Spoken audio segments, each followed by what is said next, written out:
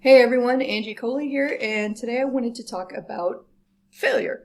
So I'll use an example from my own life. I historically have not been very good at morning routines. In fact, I used to tell myself, I just suck at morning routines, and this is just who I am. And that's honestly a story I tell myself. It's not necessarily true because certain routines I can stick to and have actually like implemented into a morning routine, but the morning routine has changed over the years. I've gone through many different iterations of, like get up and chug water and do push-ups and do meditation and do journaling to, get up and do my 750 words, get some coffee, maybe play a game, read a book, do some serious stretching.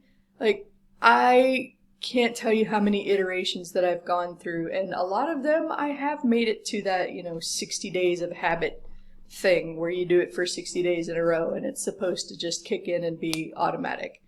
And I've dealt with some head trash in the past over that because I'd get to that point where it should be automatic, it should be a habit, and then fallen off the wagon for one reason or another and always been like, crap, I'm a failure. Why can't I make this morning routine work? And it hit me one day that I was failing my way forward because every time I tried to implement a new routine, I was making these massive wholesale changes like, today I'm a lazy asshole and I'm going to stay in bed playing on my phone until like 8 or 9 a.m. And then I'm going to get up and get some coffee and kind of leisurely have a start. And then my day gets away from me, right?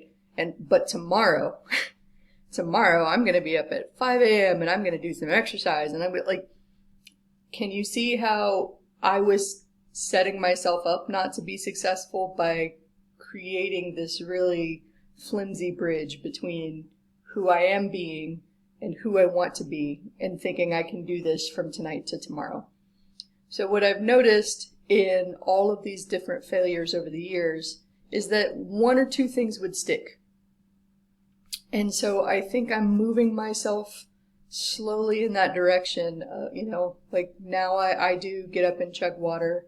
I make sure to take my morning allergy pill because otherwise I would sound like, Donald Duck here with my allergies. I do my best writing in the morning and make sure that the writing that I'm doing in the morning, like right now, is my stuff for me. Because I do a lot of client work, I write for other people, but in the past I am guilty of giving my everything to clients and then putting myself on the back burner.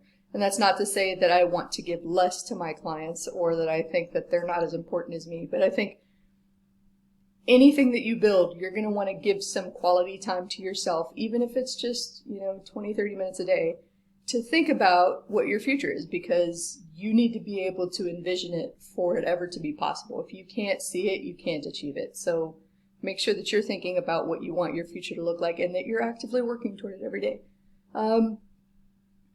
Lost my train of thought there, but again, we're talking about failing and being imperfect. So every time I have tried these wholesale new morning routines, one little thing would stick.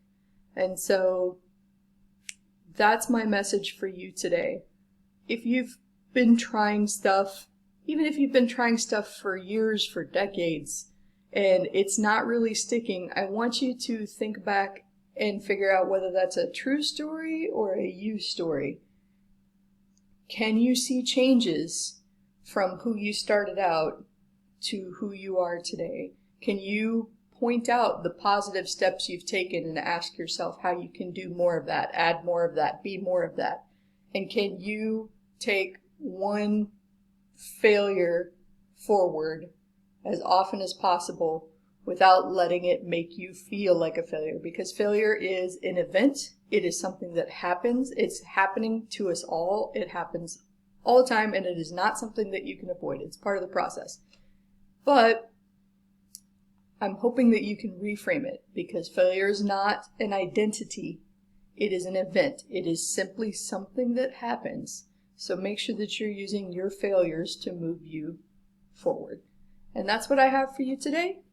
I'm Angie Coley, and let's go kick some ass.